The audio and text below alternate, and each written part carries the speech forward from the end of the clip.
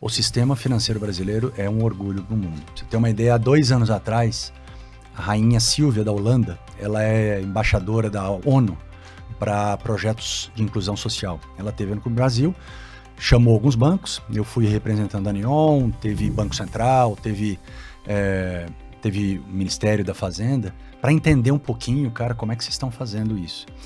E a gente passou um pouquinho da história. Em 2011, mais ou menos, o Banco Central muda e dá acesso às instituições de pagamento. Aí começaram as fintechs. Nasceu Neon, nasceu Nubank. Antes disso não existia, né? Então, essa capacidade de trazer inovação precisava de um intermediador do Banco Central. Então, a primeira grande disruptura no mercado financeiro foi em 2011 com as instituições de pagamento. 2018, 2019 mais ou menos, Pix. O Pix é uma revolução e o maior sucesso de inclusão social do mundo. Sejam bem-vindos ao YPOcast Líderes Extraordinários, uma plataforma dedicada à sua jornada de desenvolvimento pessoal e profissional. Conheça as histórias inspiradoras de diversos executivos e empreendedores. Esta iniciativa é uma colaboração do YPO Brasil e da Exame. Assista agora mais um episódio e acesse nosso site. Bem-vindo ao YPOcast, podcast do YPO Brasil. Aqui contamos histórias de líderes que transformam negócios e vidas. E no episódio de hoje, a gente recebe meu querido amigo Fernando Miranda, CEO do Banco Neon. Fernando acumula uma sólida carreira em instituições financeiras, como Santander, Citibank, Isinvest e Nubank, só para citar algumas. Hoje ele assume como CEO do Banco Neon, com o objetivo de levar ao crescimento exponencial inerente aos bancos digitais. Fernando também viveu um período na Suécia, onde teve uma grande experiência de viver fora do Brasil com a família, que a gente vai ouvir aqui, muito interessante. Fernando, seja muito bem-vindo ao YPOcast, um prazer tê-lo aqui, amigo, para ouvir a sua história de vida, os desafios e os aprendizados, né? Um prazer. Obrigado, Ventura, por ter aqui, pelo convite. É uma honra, meu amigo, bater esse papo com você e compartilhar várias das minhas etapas profissionais, jornadas pessoais e aprendizados, né? Eu acompanho e ouço muito dos podcasts e cada um deles você tem uma pitada de aprendizado, é um negócio muito bacana. Um IPO que eu tô desde 2012, então é parte da minha vida hoje. Ótimo, muito bom. Eu deixei de mencionar aqui, né? O Fernando lidera o nosso querido IPO hoje, tem um desafio aí no Brasil, depois a gente fala um pouquinho lá no final, né? Mas antes disso, Fernando, queria ouvir um pouquinho aqui para os nossos ouvintes, né? Os youngers e os nossos queridos amigos, a história de vida, de onde você veio, do que você é feito, valores de família, né? E também essa passagem pela Suécia, né? O que te levou a esses caminhos com a família, né? Nossa, legal. Já começou a pergunta mais íntima, reflexiva, e eu acho que é isso que é o IPO, né? Eu nasci e vivi em São Paulo, oriundo de uma classe média alta. Meu pai é advogado, minha mãe era psicóloga e economista. Tive uma infância gostosa, mas meus pais se separaram muito cedo. E eu acho que ali já tem um primeiro aprendizado e um pouco do que me molda, né? Eu muito cedo tive que proporcionar, principalmente a minha mãe, um apoio, uma solidez psicológica e até financeira. Morei um tempo já ainda mais jovem com a minha irmã, sozinho, então isso me ensinou muito o valor do trabalho, da resiliência, da importância de servir, que foi algo super relevante. Tem outro ponto também, refletindo, né? Eu, desde criança, sempre fui muito, muito apaixonado por números, por estatísticas, por mapas, por geografia. Pra você ter uma ideia, acho que com 7, 8 anos eu queria ser diplomata. Então, o mundo para mim sempre foi muito pequeno e fascinante. E eu acho que isso fez com que eu trilhasse aí na minha vida, morar em vários países diferentes. Eu morei nos Estados Unidos, morei na Suécia por quase 10 anos e também trabalhei com pelo menos uns 8, 9 países. Trabalhei em países bálticos, na Estônia, Letônia, fiz um projeto no Quênia. Então isso é um negócio que me inspira muito. E hoje, né, com uma jornada, né, em instituição financeira, eu acho que os números sempre vieram à tona, né? E eu acho que um último ponto aqui de reflexão do Fernando, eu sou um garoto apaixonado, assim. Eu amo a vida, eu gosto de servir, eu gosto as minhas filhas, minha esposa falam que tenho rodinhas no pé, eu sou restless, né? E isso para mim é algo que o que me traz paixão é fazer, mudar, né? Se você me traz um projeto com profissional para liderar uma empresa que está indo super bem para crescer 7% ao ano, não é minha praia. Eu vou ficar super boring, né? Agora, mudar, crescer, toda aquela questão da tecnologia, do disruptivo, é isso que é minha paixão. E eu acho que nos últimos 10 anos, vou passar um pouquinho, eu me encontrei em trabalhar em empresas tech, empresas de alto crescimento, em turnarounds. É isso que eu brilho e é isso que eu acho que eu agrego de valor, né? Passando rapidamente aqui no meu mundo profissional, eu comecei no Citibank, fiquei 8, 9 anos lá, muito, muito cedo. E também muito cedo, depois de 9 anos de Citi, na parte de Risk Management, eu recebi uma proposta para ir para a Suécia, né? Ali já é um primeiro ponto de muita gente fala, poxa, para que vai Suécia tal? E aquela vontade de abraçar o mundo foi super importante. Eu fui para a Suécia, fiquei 9 anos lá, tive talvez uma das memórias, aprendizados e também sucessos mais gostosos da minha vida.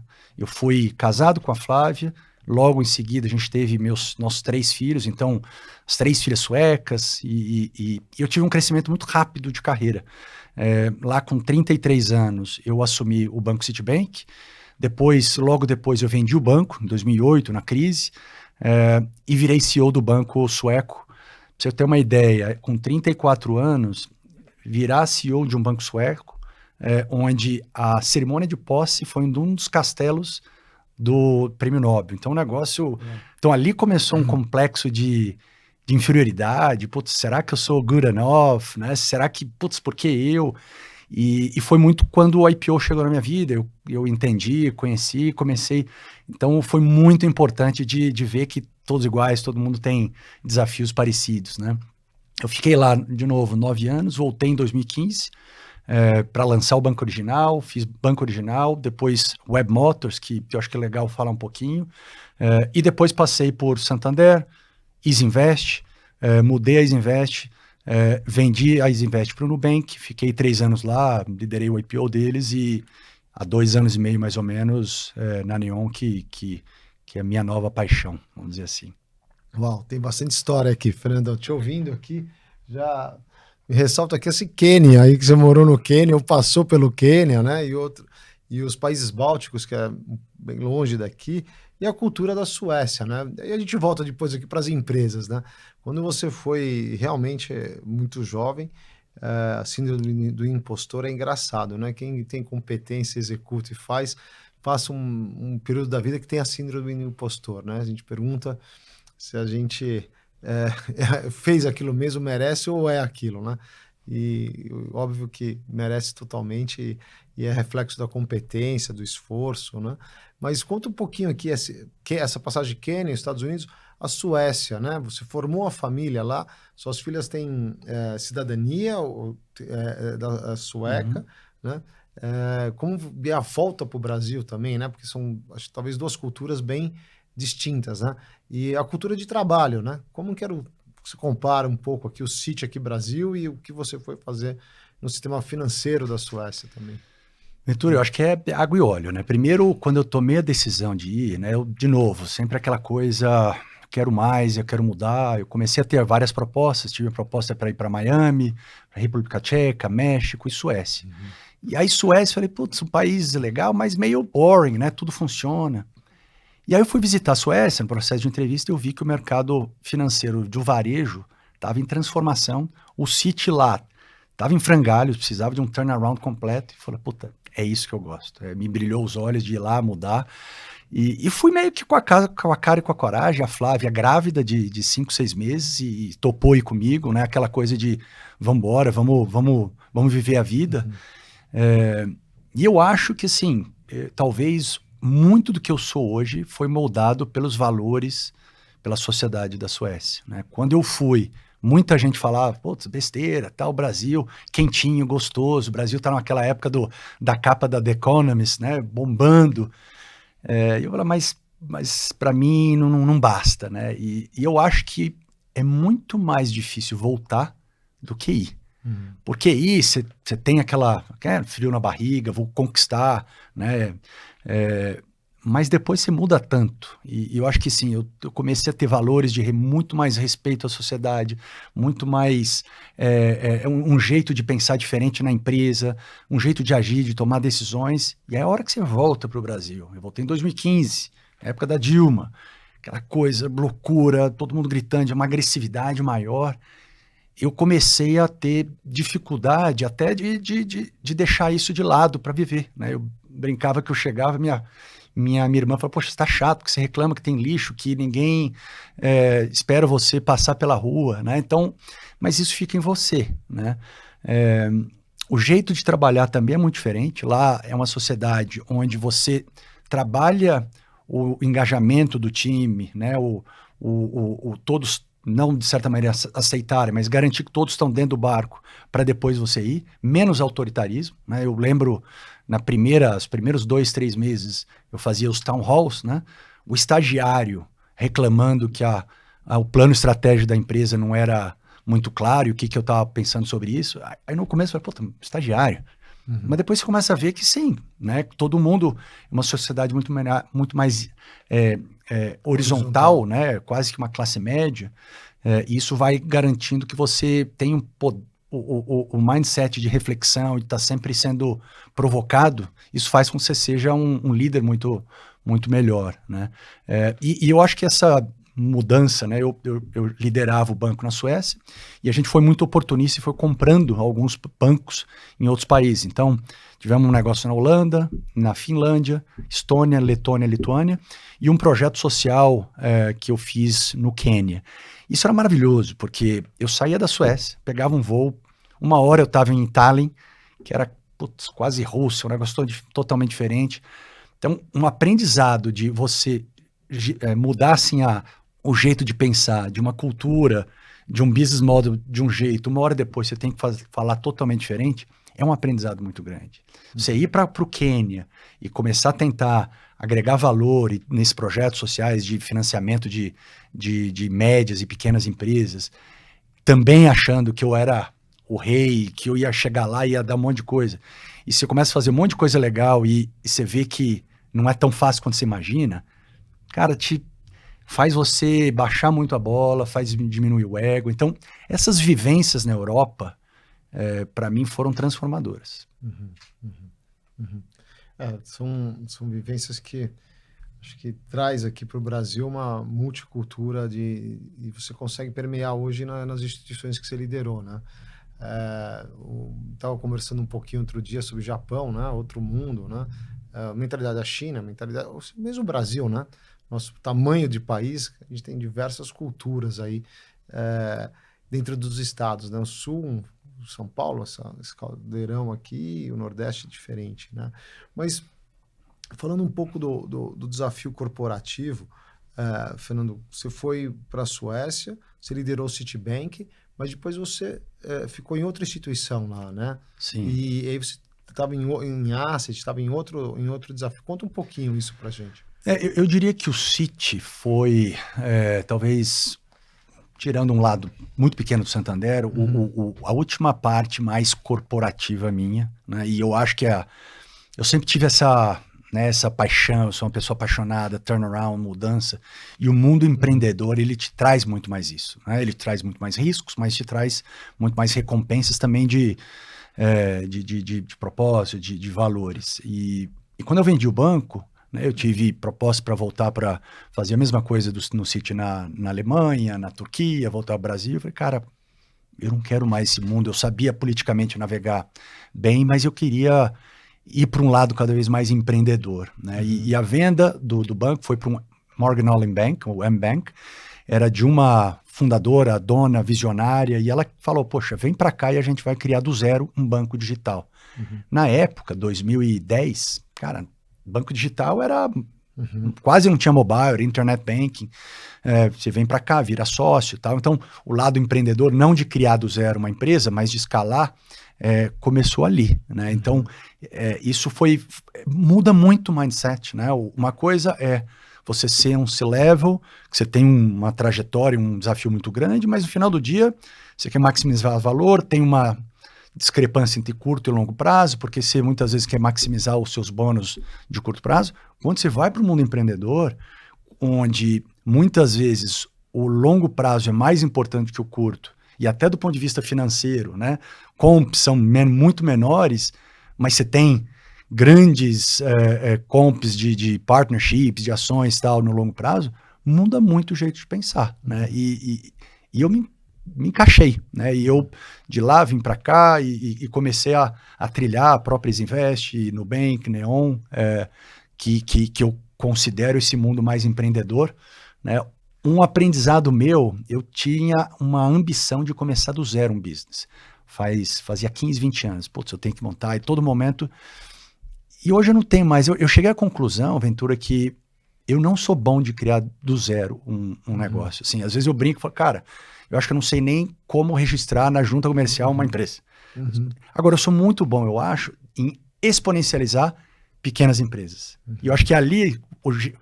o fato de você conseguir enxergar onde você é bom e onde não é bom, ele é muito importante para suas decisões profissionais, né? E você teve coragem de se expor nisso, né? Porque sair do C-Level para depois empreender, né?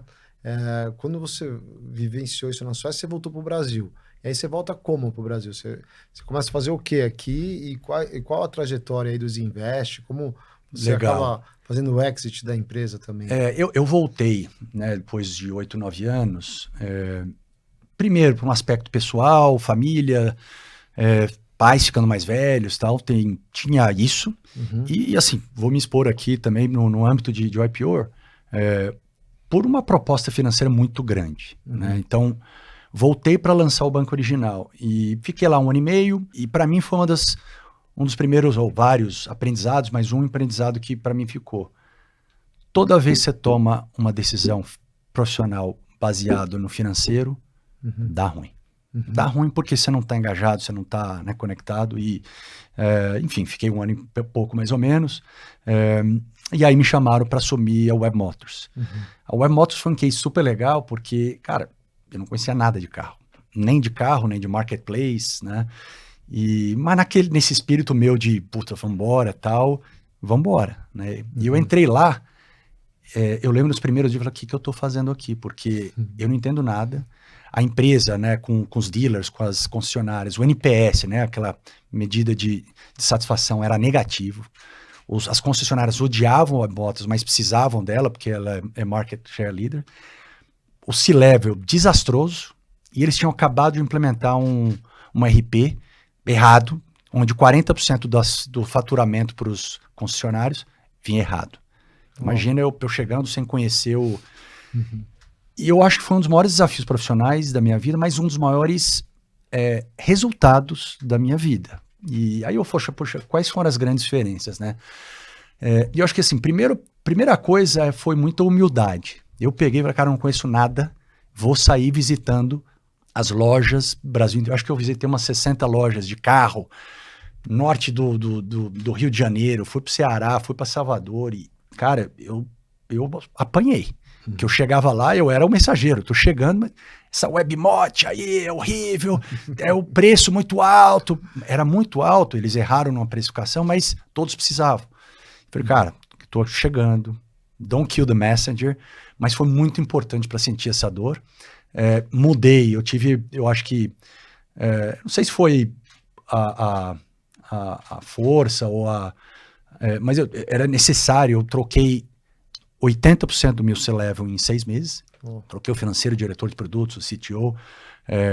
Ficou só o head de marketing. Estudei muito o negócio. E um dos pontos que eu estava pensando esses dias, que me ajudou muito de volta, foi o IPO. Por que o IPO? Eu faço o curso lá de Harvard, né?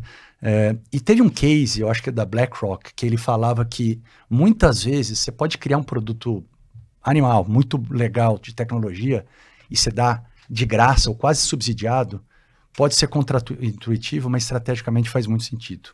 E eu lembrando muito disso, a gente usou muito a tecnologia na Web Motors, a gente tinha muito dados, criou um ecossistema de prover soluções para o dealer, para ajudar eles a vender mais. E eles ficaram encantados. Aí falou, poxa, podia ganhar muito dinheiro com isso. Eu dei de graça. Por quê? Porque isso daí era um valor tão grande que o lado do core, que era vender leads, eles acabaram achando que ficou barato. E aí foi uma coisa muito bacana, a gente conseguiu voltar a crescer, o NPS foi para 60 e tantos, então para mim foi um momento muito legal de conhecer, de ter humildade, de poder criar um produto em tecnologia que foi o estopim de uma virada, né? E aí, assim, a Web Motors é uma empresa do Banco Santander, na época o Sérgio Rial queria que eu começasse a trazer inovação mais para o core, fiquei lá um tempinho, criei 5 empresas dentro do Grupo Santander, até o momento, novamente, do empreender, onde... Deixa eu te cortar aqui, 5 empresas em que área? Todos os braços financeiros. Relacionado a Web Motors, não, ao carro ou outros produtos? O Sérgio Rial, né, naquela época era muito inovação e pensar diferente, o core do banco talvez não ia crescer, você tem que começar a criar fintechzinhas. Eu criei 5 empresas, 5 fintechs, uma de investimentos, uma de seguros, uma de payments, uma de vale-refeição e redefini o Esfera, que hoje né, a empresa de Deloitte deles. E é engraçado, né? Eu fiz essas empresas, o meu agreement com ele é, eu não vou ficar no prédio, eu vou ficar fora, eu vou contratar um mini CEO para cada um deles e autonomia de tecnologia é fundamental. Por que isso? Porque eu sabia que muitas vezes a morosidade de uma empresa corporativa mata a fintech. E a gente vai falar um pouquinho sobre isso. Enfim, ele topou. Em um ano, eu criei 3 empresas, em um ano e meio eu criei 5. A gente brincava lá que eu criei a plataforma em 6, 7 meses, talvez dentro do banco, ia ter 6, 7 meses para discutir o budget, quem vai dar mais, quem vai dar menos. Então, isso mostra já um pouquinho da diferença de um banco tradicional e uma empresa mais ágil de fintech, né? E aí eu pulei de novo para o mundo empreendedor, através da Advent, né, com o nosso amigo Patrice, que me chama para assumir a Isinvest, redefinir, reformular, reestruturar a Isinvest para ir para um IPO, que também 10 a cada 11 pessoas falam, poxa, você está tão bem lá no Santander, você está indo, não toma risco. O meu gut feeling era de tomar risco, e acabei indo, deu muito certo. A gente não fez o IPO, mas vendeu para o Nubank. Participei do IPO do Nubank, foi um momento mágico para mim de conquista. E 2 anos e meio atrás, 3 anos mais ou menos, eu tomei a decisão de sair do Nubank para liderar a Neon. E nisso que você coloca a tecnologia na sua vida, Fernando, você vem de uma cabeça inovadora, inquieta, né? Como você falou, empreendedora também, porque o típico C-level de banco, ele está no mercado financeiro, né? Ele não está nos produtos ou na criação de plataformas, de serviço, de empresa. E você tem essa mente criativa, né? Uma mente bem de criar. Com 5 empresas em um ano e meio, você não é empreendedor, eu não entendi, você falou que não faz do zero, você fez 5 do zero, ali de grande sucesso e de mercados inovadores, disruptivos, né? Fala um pouquinho disso, da formação, do que você acha de técnica para formar as startups ou criar num mundo que é mais acelerado do que aquela época, né? E acelera a cada dia, né? Não precisa nem falar dos agentes de AI, né? A gente não fala nem de programação mais, a gente fala, né? Todo dia tem uma AI superior. Então, quais são as ferramentas que você acha que você colocou e você implementou para criar essas plataformas ou viver essa tecnologia, né? Como é que você absorve a tecnologia e vive ela? Né? Cara, assim, esse é um tema para mim que eu sou apaixonado. Primeiro, assim, uma grande empresa tem um conflito de interesse muito grande. Né? Você, uma grande empresa listada na bolsa, você não pode se dar o luxo de pensar só no longo prazo. Você tem um next quarter, então já traz muita complexidade. Grande parte dos C-levels são motivados ao quê? Ao bônus. Então, você gastar muito dinheiro para talvez um dia, daqui a 3 anos, dar certo, não faz sentido. Então, já começa com desalinhamento de incentivos, né? O outro ponto que muitas pessoas falam, poxa, tecnologia de fintechs, de startups são muito melhores do que os bancos. Eu acho que são, mas sinceramente eu não vejo que essa é a grande diferença. Eu acho que hoje os principais players, os grandes bancos, e principalmente os que estão melhores, já têm tecnologia. né? Ainda tem um legado, um outro, mas, putz, é tudo em nuvem, já tem um arcabouço tecnológico. Então, eu acho que a diferença é pequena. Aonde eu acho que a diferença é brutal, e aonde é isso que eu sempre trago comigo, toda a empresa de alto crescimento que eu faço, é na cultura, é no mindset, né? Então, primeiro, garantir que eu trago pessoas com ambição muito, muito grande. Aquela coisa de, cara, eu quero botar um homem na lua, né? Eu tenho um termo que eu falo muito na Neon, que é o BHAG, né? Que é o Big, Hairy, Audacious Goals. O que é isso? Cara, o budget vai ser 15%. A gente vai fazer 80%. Isso muda o pensamento da pessoa e o jeito como agir. Eu vou trazer um exemplo muito rápido para você na Web Motors. Tinha lá um termo que era, todo o cliente que entrava na Web Motors, por volta de 3%, clicava, achava o carro, você que ia fazer o financiamento Santander. Aí o time estava criando umas soluções e falou, putz, desse 3% vai para 5%. Putz, quase 100%. Eu falei, eu quero um objetivo de ir para 50%. Os caras, puta, tá louco? O que é isso? Tal. Óbvio que não ia no 50%, mas isso fez com que eles pensassem muito mais ambiciosamente, pensar muito maior. O resultado, que não chegou nos 50%, mas chegou nos 30%. Um 10x. Então, esse pensamento exponencial, aquela coisa de go-getter, de underdog, ele é muito importante. O segundo ponto é, de fato, a cultura de ter testes rápidos, né, o famoso test and learn muito rápido. A gente criou na Neon uma plataforma de testes, para você ter uma ideia, no primeiro semestre de 2025, a gente testou 320 coisas, features, desde jornada, feature aqui, porque é muito fácil, em um dia você faz, isso faz com que você tenha a retroalimentação do conhecimento, o que dá certo, o que não dá, muito mais rápido do que você ter um projeto dentro de uma grande empresa que você tem que alinhar com o CTO e demora 6 meses para você começar a fazer. O terceiro são decisões rápidas, né? Eu sempre falo dos 2 tipos de decisão, aquelas que são regretables e não regretables, né? As decisões que não são regretables, ou seja, se você errar, ok, volta atrás, cara, você tem que fazer rápido. Tomou decisão, fez, deu certo, alavanca, não deu certo, volta. As regretables, que não são muitas, são muito poucas, toma decisão, pega em dados, entra muito mais isso, né? E eu acho que o último ponto é o apetite a risco, que eu acho que o apetite a risco pode soar um pouco estranho, né? Banco, risco. Um banco é risk management. E se você não tiver um apetite a risco de realmente desafiar o mundo, realmente fazer a diferença, você vai ser mais um. E o apetite a risco tem que garantir que você não vá punir aqueles que tomaram riscos de uma maneira, obviamente, né, com bom senso e baseado em dados e tal, mas que às vezes não deram certo algumas coisas. Em um banco maior, o apetite ao risco, e eu já fui disso, é muito, muito baixo. Para que você vai usar? Para que você vai mudar com o risco de dar errado e pode ter alguma consequência ruim? Então, para mim, assim, a cultura de uma empresa tecnológica, a cultura de uma empresa disruptiva, de alto crescimento, é profundamente diferente, fundamentalmente diferente do que uma cultura de uma empresa maior.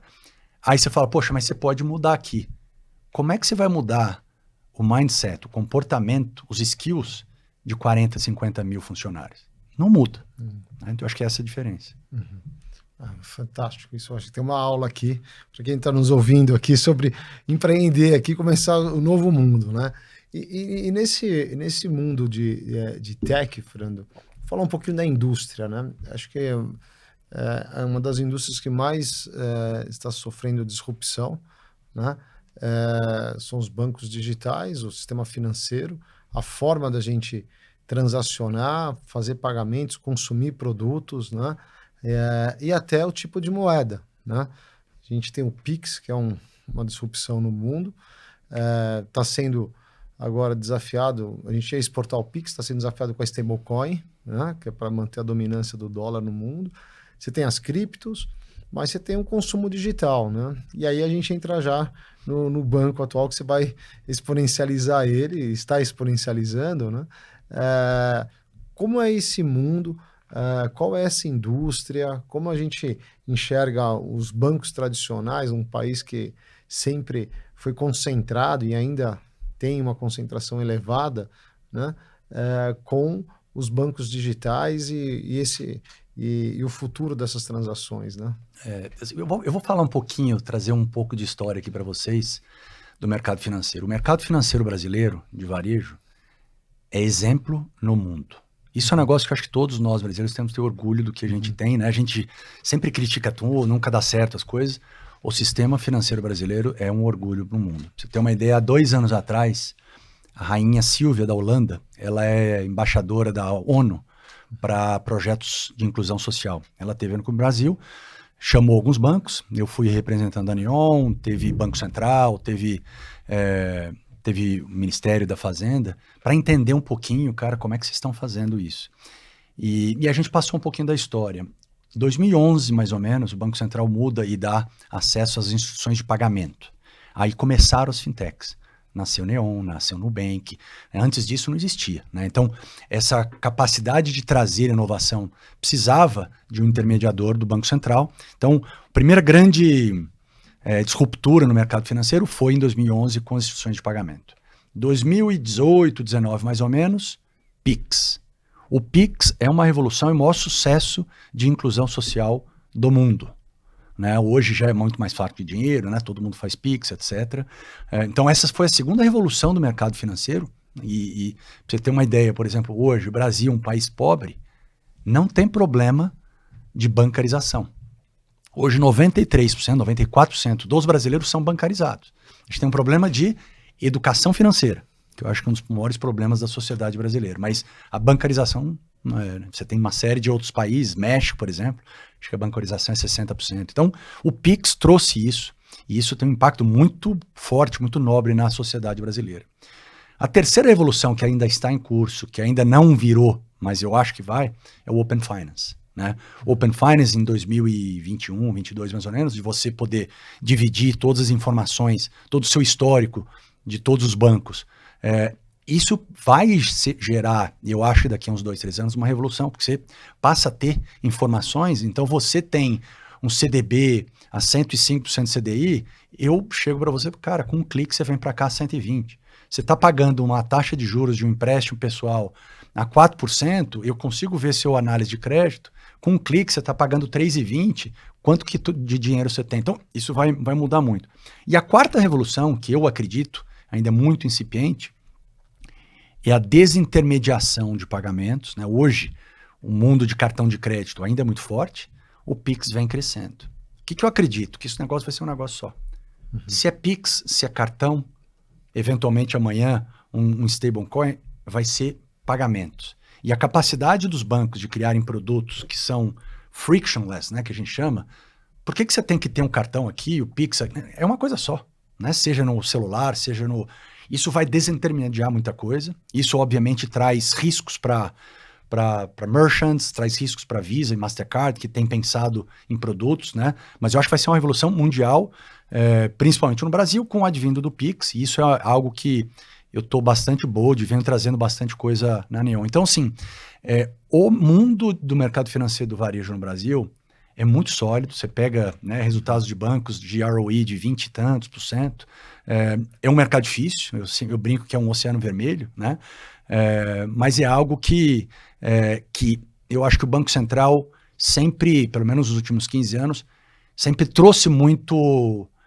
foi sempre muito aberto à inovação, muito aberto à disrupção. E por isso eu acho que o nosso mercado digital, né, com players como a Neon, conseguiram navegar de uma maneira muito relevante, coisa que, por exemplo, na Europa não existe. Hoje você tem um outro player na Europa, mas não é tão simples assim.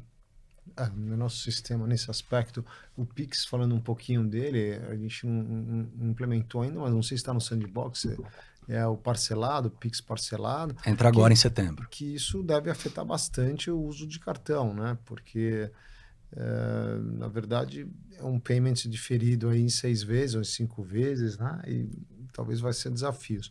A própria Visa, você comentou, ela está com o stablecoin, fazendo as parcerias ali, a Apple Pay está mudando agora de banco, ou seja, está tendo lá fora uma o que a gente já faz aqui há muito tempo, tá? A minha impressão é essa como leigo, o que a gente já tem aqui como comum lá fora é uma novidade, né? Buy Now, Pay Later também na Europa, é uma coisa que você não tem, aqui a gente já faz isso introjetado, é o né? crediário. É o crediário nosso, né? E lá fora na Europa, pô, como assim, né? Então, temos até amigos que empreendem nessa área lá na Alemanha. Então, entender na vida do brasileiro, esse banco digital, ele tem menor custo, sobra mais, tem mais serviço, tem mais facilidade de pagamento, explora um pouco isso. E na categoria de serviço, né? A gente tem lá, ó, como você falou, 93% do brasileiro bancarizado, a gente tem uma grande massa né, da nossa classe social C, D, e usando isso, né? E permitindo empreendedorismo através do Pix, né? Sim. Isso permitiu em São Paulo, em várias cidades, você vai, não tenho dinheiro, mas eu tenho um Pix aqui, né? Desde o vendedor de rua até o microempreendedor, né? Alguns pontos, né? Primeiro, o mercado brasileiro é gigantesco. Vou te dar um dado aqui. O tamanho, o market pool, né, de receita do mercado brasileiro financeiro de varejo é de 420 bilhões de reais. Uhum. Então, cara, você tem 10%, 5% de market share é 20 bi de receita. Então, é muita coisa, tem espaço para muita gente. Como você falou, né, o brasileiro é bancarizado, mas eu acho que o problema é o que eu chamo de underbanked. Uhum. Ele é bancarizado, mas a educação financeira é muito, muito ruim. Uhum. Né? E sim, mais acentuado numa classe C, D e E, mas sinceramente na classe A e B também. Né? Uhum. Nós, o IPOs, claro que somos diferenciados, mas quantos conhecidos nós temos de classe A e B que mal entende o que é um CDB, que é um tesouro direto? Então, tem um aspecto do brasileiro que ainda é muito novo de você entender de finanças. Né? E eu acho que isso que os bancos digitais, que a Neon tem sempre uma missão muito grande de fazer, né? Trazer educação financeira de uma maneira mais leve, tentando entender. Então, vou te dar um exemplo. Poxa, você tem o dinheirinho investido em um ano do CDB. Você vai tirar o dinheiro? Claro que você pode tirar, mas vai ter um pop-up no app. Poxa, você quer mesmo tirar? Será que se você deixar até o final, você vai ganhar X reais? Se você botar 50 reais todo dia, eu não vou explicar os juros sobre juros, mas de uma maneira mais lúdica, putz, você pode ter tanto. Então, esse tipo de coisa de você, através de novo, tecnologia, um design mais amigável, entender profundamente as necessidades e as dores dos clientes, eu acho que essa é a grande vantagem de você se comunicar com o cliente que fala a mesma língua. Né? Vou te dar um último exemplo do Pix. Né? Tem uma parte da Neon tem quase 30 milhões de clientes, uma parte bem relevante, uma classe C e D. Né? Vou pegar uma senhora que é uma vendedora de sorvete na praia de UK.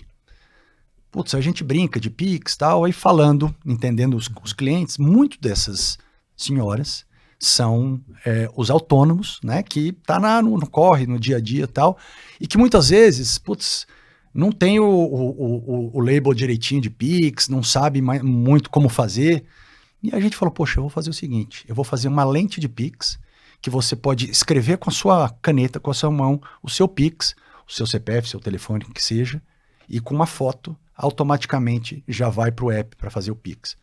Poxa, pra gente, putz, que legalzinho e tal, é só cool. Uhum. Para ela, o fato dela estar lá vendendo, escrever na mão ali o Pix, você tirar uma foto e já pagar o sorvete, é game changer. Sim. Né? Então, assim, é um exemplo pequeno, mas de como você, através de rapidez e tecnologia, pode criar produtos com uma capacidade de entregar valor muito rápido. Né? Uhum. E eu acho que a outra diferença, que eu acho que é muito importante dos bancos digitais, por ter investido muito em tecnologia, uma tecnologia mais escalável, o custo de servir ele é muito menor. Pra você ter uma ideia, o meu custo de servir é por volta de R$8 por mês por cliente. Isso é provavelmente 1/6, 1/7 do custo de servir de um banco maior, que tem legados, tem agências e tal. O que isso faz? Faz com que eu consiga ter produtos e serviços mais baratos. Então, vai ter uma conta corrente sem FII, eu vou ter um investimento com uma rentabilidade um pouco maior. Então, a eficiência do custo de servir menor passa a ter uma vantagem competitiva, né, de obviamente oferecer serviços melhores para poder crescer E aí por isso que você vê os principais players digitais com crescimentos grandes, né? E que hoje, eu acho que há um tempo atrás tinha aquela coisa do verão da startup, não precisava dar dinheiro, vamos embora. Isso mudou, né? Hoje você tem que mostrar rentabilidade, você tem que mostrar sua capacidade de gerar receita. E por isso que essa evolução da monetização foi muito importante. E você comentou muito da educação financeira, né? Que a gente tem um desafio grande, né? Isso leva a duas perguntas que a gente tem no Brasil que está consumindo. Uma questão do superendividamento, né? Como você vê isso e qual é a origem disso, que é provavelmente relacionada à não educação. Você também tem um desafio que é um gasto absurdo que a gente está tendo, que são as bets também, né? Que competem, acho que com toda a indústria. Talvez no mercado financeiro de fintech também deve ter um sentimento. O varejo a gente já sabe que sente o efeito disso, né? Como que você vê esses dois... Ótima pergunta. Assim, primeiro, para mim o endividamento o over-endividamento tem duas razões, né? Educação financeira, com certeza. Então, não saber fazer a conta, né? Querer gastar e depois se endivida, juros altos, né? Essa bola de neve. Ventura, assim, eu tento a ouvir muito a ligação, o contato com os nossos clientes e tal, e, cara, é uma outra realidade, sabe, do que a gente vive. A educação financeira é muito, muito, muito pobre. Isso assim, me dói, é algo que a gente tenta sempre ajudar, mas são gerações, né? Isso é estrutural no Brasil. O segundo ponto, eu acho que é como a taxa de juros ela é direcionada e confeccionada no Brasil, né? Você tem uma taxa de juros que você tem que cobrar, que ela é muito alta, a taxa de juros de banco é alta. Aí você fala, poxa, ganhando muito dinheiro. Muitas vezes não. Por quê? Porque você tem uma taxa de inadimplência muito alta, porque pagar ou não pagar dá quase na mesa no Brasil, né? Depois de 5 anos, nos birôs te tiram, você não pode forçar, você perdeu o emprego, depois, quando você ganhar o emprego, eu não posso tirar de você. Então, a taxa de recuperação, quando um cliente vai a default, ela é muito baixa. Te dá uma comparação de Brasil e Suécia. A gente vende carteiras em prejuízo e tal, para empresas. No Brasil, fazia a mesma coisa na Suécia. No Brasil, uma carteira depois de 180 dias de atraso, mais ou menos, eu recebo uns 3%. De R$1 milhão, eu recebo 3% disso. Porque provavelmente eles vão ganhar 4%.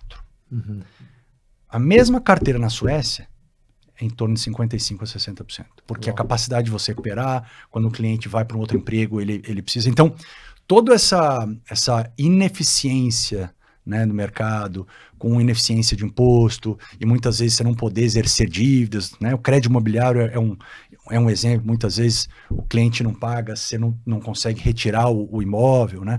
Tudo isso faz com que a taxa de juros fique muito alta e se vira uma bola de neve. Taxa alta, o cliente não paga, over-indebtedness, e aí você... Então, acho que isso é algo muito difícil, né? Eu acho que cada um tem as suas responsabilidades para melhorar um pouquinho, mas eu não acho que a gente muda esse jogo tão curto. Que né? a inadimplência, a recuperação judicial também, né? A velocidade judiciária. Muito moroso. Isso é moroso, é custoso e no final não é eficiente, né? Você sabe quantos por cento do brasileiro hoje está negativado no Serasa? Não tenho ideia. 60%. Uau. 60% do brasileiro está negativado. Uau. E isso é quase que assim, cara, né? Daqui a pouco a gente vai estar no bar, assim, pô, eu fui, você está lá, entendeu? Então, de novo, entra naquela questão da Suécia, de valores, de ética, do bom pagador. Suécia, sim, tem um arcabouço que fomenta um pagamento maior, que o governo garante, mas tem muito do aspecto do pagamento, da ética. Cara, eu preciso pagar. Aqui é aquela coisa, não precisa pagar, porque depois de 60 dias o banco vai dar um desconto. Então é aquela coisa que... Né, então, acho que é algo muito complexo. Nas bets, o impacto nos bancos, ele é pequeno, acho muito pequeno, porque eles acabam fazendo bets com Pix, com cartão de crédito, esse tipo de coisa. Então, acho que não é uma ameaça, como é para o varejo. Eu tenho uma questão ética de valores, né, que para mim é um absurdo. Eu acho que a gente, como governo, tem que regular isso de uma maneira mais forte. Não dá, você vê análise aí de pessoas investindo em bet sem pagar suas contas básicas do dia a dia, né? Então, me incomoda bastante do ponto de vista ético, né? Mas o impacto é pequeno. É pequeno. É um problema social, mas não atingiu o financeiro. Agora, o banco digital, ele vai ter uma gama de produtos igual o banco dos grandes bancos que a gente tem no país, ou ele se propõe a nichar a mais? Qual que é a estratégia exponencial, né? Eu tenho uma dificuldade, por exemplo, banco digital ter conta conjunta, né? Então, uma organização de conta conjunta, a gente não consegue no banco digital e não tem e ponto. E aí eu não consigo ser banco digital, né? Aí eu fico imaginando outros produtos, né? Vai chegar ao ponto que um digital vai terá todos esses produtos de um banco como os tradicionais, ou ele realmente vai nichar, ele vai especificar, vai estar mais específico no seu público? Essa é uma ótima pergunta. Primeiro, produto de banco é commodity. Você não vai encontrar, vou criar um produto. Cara, é tudo igual. A grande diferença de um banco digital, mais moderno, de um banco mais tradicional, é a experiência. Então, poxa, investi, vou fazer um porquinho, com 2 cliques, você consegue ver. Então, o design, né, o product development, ele é de uma maneira muito mais fluida, muito mais fácil, né? Com 2 cliques você faz, no outro é com 10 cliques e tal. Mas o produto é a mesma coisa. Qual que é a diferença? Por que hoje ainda os bancos digitais não têm todos os produtos dos bancos tradicionais? O banco tradicional, você pega os principais players, tem quantos anos? 100 anos, 120, 130. Então, tiveram 100 anos para fazer isso. Os bancos digitais, a Neon tem 9 anos. Então, assim, você tem que ter uma capacidade de priorizar muito grande. Porque senão você faz tudo, não faz nada, né? Eu sempre brinco lá na Neon, eu falo, gente, a gente melhorou muito, mas a gente é muito ruim de priorizar. Tem as iniciativas de features, produtinhos, esse tipo de coisa, a gente tem a P1, P2, P3. A P1 é super importante, a 2 mais ou menos, a 3 é menos. A gente tem hoje na empresa 93 P1s. Não pode ter 93 com altíssimas prioridades, né? Então, isso faz com que você tenha que priorizar coisas mais relevantes para a sua base atual, né? E aí você deixa no parking lot, vamos dizer assim, poxa, no meu caso, conta conjunta, conta para crianças, crédito imobiliário, autolon. Por quê? Putz, eu estou focado no merge de PIX com pagamentos, tem um novo consignado lançado que é um caminhão de oportunidades para o brasileiro, você tem uma série de melhorias de jornadas que a gente vai fazer. Então, eu acho que num futuro breve, a grande probabilidade é que os principais players digitais tenham os mesmos produtos que os outros mais incumbentes tenham, mas é uma questão de priorização no tempo, né? Mudando um pouco aqui de cenário, né? A gente sempre criticou essa concentração do banco, do sistema brasileiro. A gente sabe que ele é eficiente, seguro, pagamentos instantâneos, né? Que lá fora hoje está chegando isso, mas ainda não chega. E a gente olha os Estados Unidos como um benchmark que sempre tem 300 bancos, 400 bancos, né? O que lá está funcionando com 400, 500 bancos, aqui não? Esses bancos lá são rentáveis, é uma cultura ainda analógica, né? E não chegou o digital lá. Como é que você olha isso? Por outro lado, tem uma economia extremamente líder do mundo, pujante, dinâmica, mas o sistema não acompanhou como o nosso, né? A descentralização dos FEDs lá, qual que é essa... Ou o nosso Banco Central é muito eficiente, aqui ganhamos 2 vezes o melhor Banco Central do mundo, né?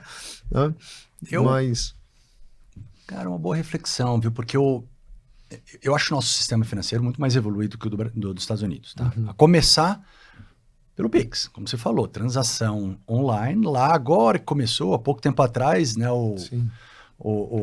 Eram 2 dias. Eu morei um tempinho nos Estados Unidos há pouco tempo, ainda tinha cheque, sabe? Tinham coisas... que você manda cheque de um estado para o outro, para compensar, né?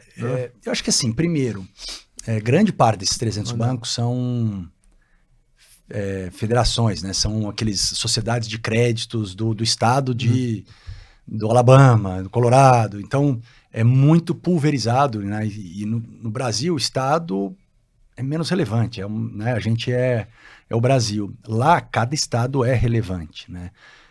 Então, acho que essa autonomia dessas sociedades de crédito e tal, elas conseguem servir o cliente da população do Estado de uma maneira super relevante, sem ter um dominante, né? Você tem Bank of America, Wells Fargo, JP, mas não são tão dominantes nos estados. Eu acho que o segundo ponto, cara, é o tamanho do país. Um PIB de mais de 10 trilhões de dólares, não sei quanto está agora nos Estados Unidos. 30 trilhões. Pô, quer dizer, é um espaço para... Então, é um case, porque você pega Morgan Stanley, você pega JP Morgan, todos eles tentaram criar braços de fintechs digitais e não deram muito certo. Você tem um ou outro que está dando certo de pagamento, mas bancos digitais ainda, né? Você tem grupos específicos, a Robinhood na parte de investimentos, então muito focado, mas ainda não... Mas por outro lado, o mercado é muito grande. Outro dia eu estava analisando, tinha uma fintechzinha especializada em family. Então é para filho de 15 anos, de 10 anos, aí tinha comunicação, você recebe o push quando sua filha fez tal coisa. Eu já analisei muito disso, não dá dinheiro. Então assim, aqui é difícil. O valuation dessa empresa lá, que está ali, ainda não traz muita receita, perdendo dinheiro, de 3,5 bi de dólar. Uau. Então, assim, coisinha pequena lá é um negócio muito grande, né? Eu acho que é um outro tamanho, mas eu não vejo nos próximos anos algum grande player digital lá com a dominância que a gente está vendo aqui no Brasil. Pra provocar um pouquinho, né? A gente está falando de digital, eu tenho que perguntar sobre cripto, moeda, stablecoin ou criptomoeda. O que você vê desse mundo? O que você pensa disso? E o que você fala pra gente? Vocês têm mais 1h30, mais ou menos, que a gente pode...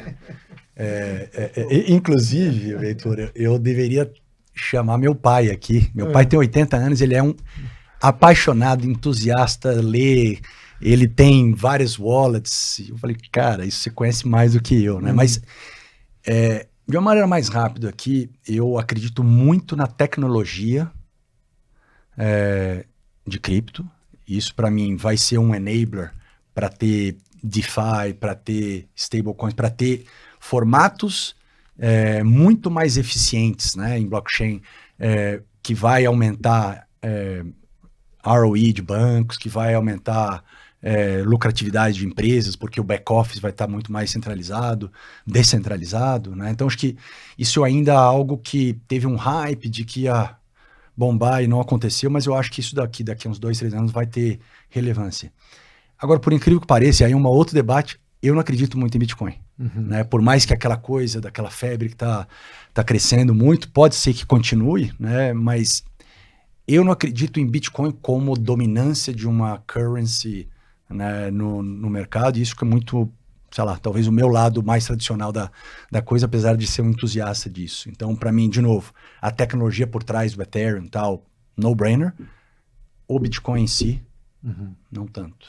É engraçado, né? Porque e não invisto. Acho que de 10 banqueiros ou assets, 11 não acreditam, né? E o negócio está lá, né? Eu tenho alguns amigos, acho que seu pai, se ele teve essa visão em sorte também, ou coragem, ter comprado alguns anos atrás, ele está dando risada, porque são... Eu tô num FOMO, né? Eu tô num FOMOzinho. Não são 10x, 20x, são 1000x, 500x, 300x, né? E eu tenho um amigo que é entusiasta e ele fala desde que eram $7 mil, não, vai para 100 mil. Eu falei, você tá louco, vai para 100 mil. A gente está vivendo, após 6, 7 anos, os 110 mil dólares, enfim.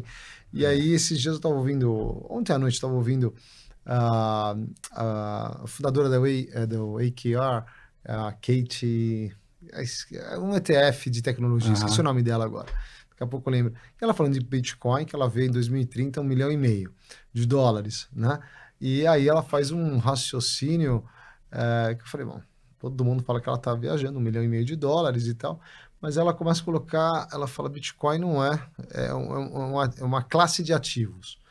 E aí ela começa a colocar classes de ativos. Quanto que é real estate no mundo? Quanto que é a classe de ativos de housing?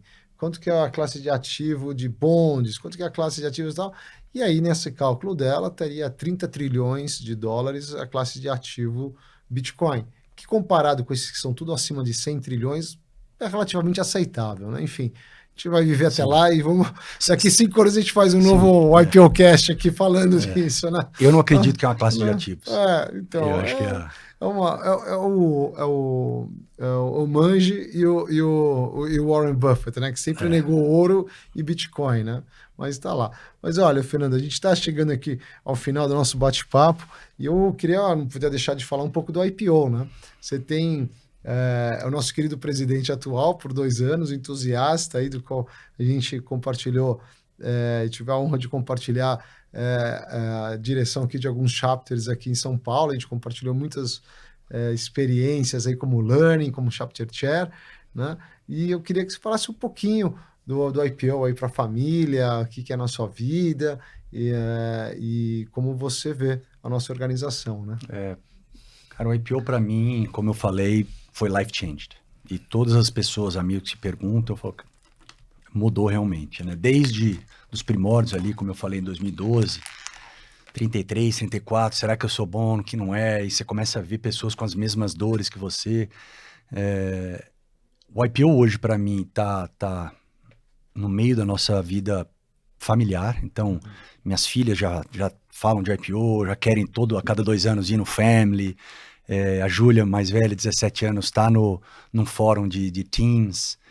A Flávia, super imersa, já foi diretora de algumas verticais. E eu, há 6 anos atrás, 7 anos mais ou menos, entrei nesse mundo mais diretoria, de engagement, de learning junto, chapter chair, hoje com o Chair Brasil. Primeiro porque para mim é um give back, né, de tudo que esse IPO me deu e continua me dando. Assim, vez atrás de vez, eu falo, cara, o IPO me surpreende de como a gente recebe, né, como a gente aprende, mas também como a gente teve aquela nossa jornada de alguns anos, é um aprendizado tão gostoso, né, você poder criar coisas, você trazer, você botar um pouco do que você acredita de mundo, né. O IPO é hoje o 3º maior PIB do mundo se fosse um país. Esse impacto é muito, muito forte. Então, eu tenho aqui um objetivo muito grande de continuar, né, o IPO evoluindo no país, de atrair cada vez mais os jovens, abaixo de 35, de criar ainda mais plural e mais diverso. E eu acho que a gente vai estar falando daqui a 5, 10 anos no outro cast, coisas tão legais que o IPO dá e assim, para mim é um privilégio fazer parte dessa comunidade, dessa família. Eu acho que até, sendo sincero, é muito menos pelo profissional e muito mais pelo pessoal, pelo um provoca o outro do ponto de vista de crescimentos, né, e ser um ser humano cada vez melhor. É onde a gente faz amigos de vida, né? Exatamente. Faz amigos de vida. Olha, um grande prazer estar aqui com você. A gente costuma presentear com um livro. Espero que você não tenha lido esse ainda. Esse aqui é o Desafio aos Deuses, a História do Risco, né? É um livro que é dado no MBA de Berkeley. Foi escrito aqui pelo Peter Bernstein, tem o forward do Pércio Arida. E ele diz aqui diversos desafios de como prever o amanhã, né? O ser humano, ele quer que se o hoje é bom, o amanhã seja igual ou um pouco melhor, né? Então, tem uma história matemática, como você falou que gosta de números também, né? Acho que você vai se divertir e depois você me conta um pouquinho do que você aprendeu aqui. Muito obrigado. Fernando, um grande abraço, está aqui para você, um grande prazer, uma honra tê-lo aqui, e o IPOcast está sempre aberto, né? Vamos antecipar esse negócio do Bitcoin aí, da cripto, para daqui 1 ano e meio. A gente já volta aqui para falar um pouquinho. E sucesso no Neon aí, que ele cresça exponencialmente. Obrigado. Prazer. Um abraço, pessoal. Tchau.